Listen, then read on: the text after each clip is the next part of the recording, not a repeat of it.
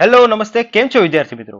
મિત્રો, mission pharmacist સિરીઝના current affairs part 2 ની અંદર આપનું હાર્દિક સ્વાગત છે. મિત્રો, પાર્ટ 1 ની અંદર આપણે કેટલાક કરંટ અફેર્સ 2023 ને લગતા અગત્યના પ્રશ્નોની ચર્ચા કરી. હવે પાર્ટ 2 ની અંદર થોડાક વધારે પ્રશ્નોની આગળ ચર્ચા કરીએ. તો ચાલો શરૂ કરીએ. ભારતીય વાયુસેના દિવસ ક્યારે ઉજવાય છે? જવાબ છે 8 ઓક્ટોબર. ભારતીય બંધારણના કયા અનુચ્છેદમાં વર્ષ દરમિયાન 3 સત્ર બોલાવવાનો ઉલ્લેખ છે? અનુચ્છેદ 85. ભારતના જૂના સંસદ ભવનનું નામ બદલીને શું રાખવામાં આવ્યું છે? સંવિધાન સદન. એશિયન ગેમ્સ 2022માં ભારત કેટલામાં ક્રમે રહ્યું? જવાબ છે ચોથા ક્રમે. કયા રાજ્ય દ્વારા તેની વિધાનસભાની ચૂંટણીમાં વોટ ફ્રોમ હોમ નામની નવી રીતની શરૂઆત કરવામાં આવી? તો જવાબ છે કર્ણાટક. વિશ્વ અલ્ઝાઇમર દિવસ ક્યારે ઉજવાય છે? 21મી સપ્ટેમ્બર. 19મી એશિયન ગેમ્સનું આયોજન કયા દેશમાં થયું હતું? જવાબ છે ચીન. ઈડીના નવા ડિરેક્ટર તરીકે કોની નિમણૂક કરવામાં આવી છે? જવાબ છે રાહુલ નવીન. ભારતની 42મી વર્લ્ડ હેરિટેજ સાઇટ તરીકે કોને માન્યતા મળી છે? તો ભારતની 42મી વર્લ્ડ હેરિટેજ સાઇટ તરીકે કર્ણાટકના પવિત્ર હોયસલા મંદિરો છે તેને માન્યતા મળેલી છે. જ્યારે 41મી વર્લ્ડ હેરિટેજ સાઇટ પૂછવામાં આવે મિત્રો, તો પશ્ચિમ બંગાળનું શાંતિ નિકેતન છે તેને 41મી વર્લ્ડ હેરિટેજ સાઇટ તરીકે માન્યતા મળી છે. વિશ્વ હોમિયોપેથી દિવસ ક્યારે મનાવાય છે? તો વિશ્વ હોમિયોપેથી દિવસ એ 10મી એપ્રિલના રોજ મનાવવામાં આવે. એશિયન ગેમ્સમાં ભારત દ્વારા કુલ કેટલા મેડલ જીતવામાં આવ્યા છે? એશિયન ગેમ્સની અંદર ભારત દ્વારા 28 ગોલ્ડ, 38 સિલ્વર અને 41 બ્રોન્ઝ એમ કુલ 107 મેડલ જીતવામાં આવ્યા છે. રુદ્રાક્ષ પાટીલ, ઐશ્વરી તોમાર અને દિવ્યાંશ પવાર આ ત્રણેય ખેલાડીઓ કઈ રમતમાં એશિયન ગેમ્સની અંદર ગોલ્ડ મેડલ મેળવેલા છે? જવાબ છે શૂટિંગ.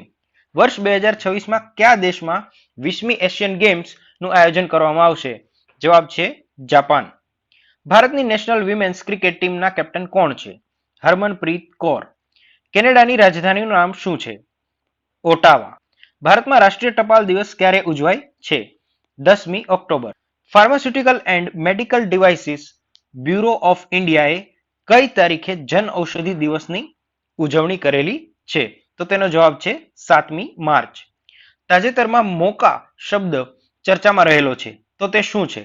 મોકા શબ્દ છે એ બંગાળની ખાડીમાં ઉદ્ભવેલ ચક્રવાતનું નામ. 9 ઓક્ટોબરને કયા દિવસ તરીકે ઉજવવામાં આવે છે? તો 9 ઓક્ટોબર છે વિશ્વ ટપાલ અને વિશ્વ પ્રાદેશિક સેના દિવસ તરીકે ઉજવાય છે. સીબીઆઈના નવા ડિરેક્ટર પ્રવીણ સૂદ એ કોના અનુગામી છે? એક સવાલની અંદર 2 સવાલ પૂછવામાં આવેલા છે મિત્રો. નવા ડિરેક્ટર પૂછાય તો પ્રવીણ સૂદ અને તે કોના સક્સેસર તરીકે આવ્યા છે? તો તેનો જવાબ છે સુબોધ જયસ્વાલ. યાક ચુરપી, તાંગસા કાપડ અને ખાવતાઈ નામના આ 3 ઉત્પાદનોને જીઆઈ ટેગ આપવામાં આવ્યો છે. તે કયા રાજ્યના છે? તો જવાબ છે મિત્રો અરુણાચલ પ્રદેશ.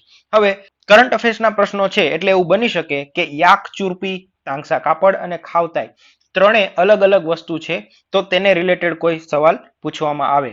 તો યાક ચુરપી છે એ અરુણાચલ પ્રદેશની અંદર જે યાક નામનું પ્રાણી છે તેના દૂધમાંથી બનાવવામાં આવતી વાનગી છે. જ્યારે તાંગસા કાપડ છે એ એક ખાસ પ્રકારનું વણાટવાળું કાપડ છે.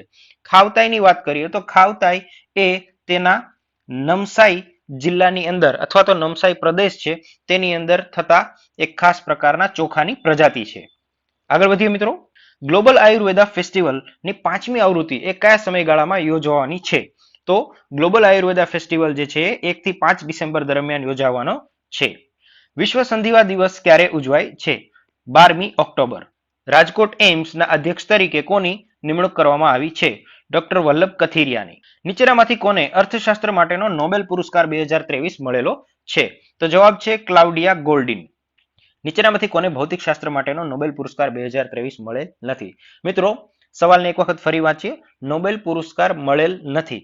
તો જે મહાનુભાવને આ પુરસ્કાર મળેલો છે એવા વ્યક્તિઓની વાત કરીએ તો પિયરે એગોસ્ટિની, ફેરેન્ક ક્રાઉઝ અને એની લ હુલિયર આ ત્રણેય મહાનુભાવોને નોબેલ પુરસ્કાર આપવામાં આવેલો છે. જ્યારે લુઈસ ઈ બ્રુસ છે એમને આ પુરસ્કાર મળેલો નથી. નીચેનામાંથી કયા 2 મહાનુભાવોને ચિકિત્સા શરીર વિજ્ઞાન માટેનો નોબેલ પુરસ્કાર મળેલ છે? તો જવાબ છે કેટાલિન કારિકો અને ડ્રુ વેઇસમેન. હવે નીચેના ઓપ્શન્સ તરફ ધ્યાન આપીએ મિત્રો. એલેક્સી આઈ એકિમો અને મોગી જી બાવેન્ડી તથા લુઈસ ઈ બ્રુસ આ ત્રણેય મહાનુભાવોને વર્ષ 2023 માટે રસાયણ વિજ્ઞાનનો નોબેલ પુરસ્કાર જે છે મળેલો છે. તો રસાયણ વિજ્ઞાનને લગતા નોબેલ પુરસ્કારની વાત કરવામાં આવે તો મોગીજી બાવેન્ડી, લુઈસ ઈ બ્રુસ અને એલેક્સી આઈ એકીમો તમારે યાદ રાખવાનું રહેશે. આગળ વધીએ મિત્રો. તાજેતરમાં સૌરાષ્ટ્રમાં કયા રૂટની વંદે ભારત ટ્રેન શરૂ કરવામાં આવી છે? મિત્રો સવાલ ધ્યાનથી વાંચો. અહીંયા ગુજરાતમાં નહીં પરંતુ સૌરાષ્ટ્રની વાત કરવામાં આવી છે. ગુજરાતની અંદર ઓલરેડી 2 વંદે ભારત ટ્રેન શરૂ હતી અને આ જે ત્રીજી વંદે ભારત ટ્રેન છે એ સૌરાષ્ટ્રના રૂટની અંદર રાખવામાં આવી છે કે જે અમદાવાદથી જામનગર સુધી ચાલશે. આગળ વધીએ મિત્રો. ડોક્ટર મનોજ સોનીને તાજેતરમાં શેના નવા ચેરમેન તરીકે નિયુક્ત કરવામાં આવ્યા છે? તો તેનો જવાબ છે યુપીએસસી. ઓપરેશન અજય શેના સાથે સંકળાયેલ છે? તો ઇઝરાયલ યુદ્ધમાં ફસાયેલા ભારતીય નાગરિકોને પાછા લાવવાનો પ્રોગ્રામ કે જેને ઓપરેશન અજય નામ આપવામાં આવ્યું છે. આંતરરાષ્ટ્રીય બાલિકા દિવસ તરીકે કયો દિવસ ઉજવાય છે? તો જવાબ છે 11 ઓક્ટોબર. કર્ણાટકમાં વિધાનસભામાં કુલ કેટલી બેઠકો છે? 224. આઈસીસી વર્લ્ડ ટેસ્ટ ચેમ્પિયનશિપ 2021-23 ની વિજેતા ટીમ કઈ છે? જવાબ છે ઓસ્ટ્રેલિયા. સર્વે સંતુ નિરોગ્યમ અને વિદ્યા અમૃતમ શ્રુતે આ 2 શ્લોકનો ઉપયોગ એ તાજેતરમાં બનેલી કઈ સંસ્થાના લોગોમાં કરવામાં આવ્યો છે? તો તેનો જવાબ છે મિત્રો એમ્સ રાજકોટ. એમ્સ રાજકોટ કે જે તાજેતરમાં જ બનેલી છે આ સંસ્થાના લોગોની અંદર આ બંને શ્લોકનો ઉપયોગ કરવામાં આવ્યો છે. તાજેતરમાં કયા દેશે પોતાનું સ્પેસ રોકેટ નુરી લોન્ચ કર્યું છે? તો જવાબ છે મિત્રો સાઉથ કોરિયા. ગ્લોબલ આયુર્વેદા ફેસ્ટિવલનું આયોજન કયા શહેરમાં કરવામાં આવેલું? જવાબ છે તિરુવનંતપુરમ. IBM દ્વારા કયું AI અને ડેટા પ્લેટફોર્મ લોન્ચ કરવામાં આવ્યું છે? તેનો જવાબ છે વોટસન એક્સ. તાજેતરમાં ઉત્તરાખંડમાં યોજાયેલ હોમિયોકોન શું છે? તો હોમિયોકોન જે છે એ નેશનલ હોમિયોપેથિક કોન્ફરન્સનો પ્રોગ્રામ છે. વિશ્વ રેડક્રોસ દિવસ ક્યારે મનાવવામાં આવે છે? તો વિશ્વ રેડક્રોસ દિવસ જે છે 8મી મેના રોજ મનાવાય છે. તાજેતરમાં કયા મંત્રાલય વિશેષ પ્રોગ્રામ ઓશિયન રિંગ ઓફ યોગાનું આયોજન કરેલું હતું? તો તેનો જવાબ છે આયુષ મંત્રાલય. Grand cross of the legion of honour નામથી શ્રી નરેન્દ્રભાઈ મોદીને કયા દેશ દ્વારા સન્માનિત કરવામાં આવ્યા છે? તો તેનો જવાબ છે ફ્રાન્સ. G20 સમિટ અંતર્ગત પ્રથમ WHO ટ્રેડિશનલ મેડિસિન ગ્લોબલ સમિટનું આયોજન ક્યાં કરવામાં આવેલું હતું? તેનો જવાબ છે ગાંધીનગર. ચંદ્રયાન 3 અને તેના સ્પેસક્રાફ્ટને ચંદ્રની ભ્રમણ કક્ષામાં મૂકવાની પ્રક્રિયાને શું કહેવામાં આવે છે? તેનો જવાબ છે લુનાર ઓર્બિટ ઇન્સર્શન, જેને ટૂંકમાં LOI તરીકે પણ ઓળખવામાં આવે છે. FIFA 2023 વિમેન્સ વર્લ્ડ કપ વિજેતા ટીમ કયા દેશની છે? જવાબ છે સ્પેન. ભારતનો 83મો ગ્રાન્ડ ચેસ માસ્ટર કોણ છે? જવાબ છે આદિત્ય સામંત. તાજેતરમાં નિધન પામેલા ડોક્ટર જ્હોન વોર્નોક એ કઈ કંપનીના સ્થાપક હતા? તો જ્હોન વોર્નોક એ એડોબ કંપનીના સ્થાપક હતા. G20 ડિજિટલ ઇનોવેશન એલાયન્સનું આયોજન કયા શહેરની અંદર કરવામાં આવેલું છે? જવાબ છે બેંગલુરુ. તો મિત્રો આ હતા મિશન ફાર્માસિસ્ટ સિરીઝના કરંટ અફેર સેક્શનના બાકીના સવાલ. અમે આશા રાખીએ છીએ કે આવનારી AMC ફાર્માસિસ્ટની પરીક્ષા માટે આ ઓબ્જેક્ટિવ્સ તમારા માટે ખૂબ જ ઉપયોગી રહેશે. આઈ હોપ તમને આ વિડીયો ગમ્યો હશે. જો તમને આ વિડીયો ગમ્યો હોય તો વિડીયોને લાઇક કરી દો અને તમારા અન્ય ફાર્માસિસ્ટ મિત્રો સાથે શેર કરી દો. અને જો હજુ સુધી તમે અમારી ચેનલને સબસ્ક્રાઇબ નથી કરી તો ચેનલને સબસ્ક્રાઇબ પણ કરી દો. ફરી મળીશું એક નવા વિડીયોમાં. ત્યાં સુધી થેન્ક યુ વેરી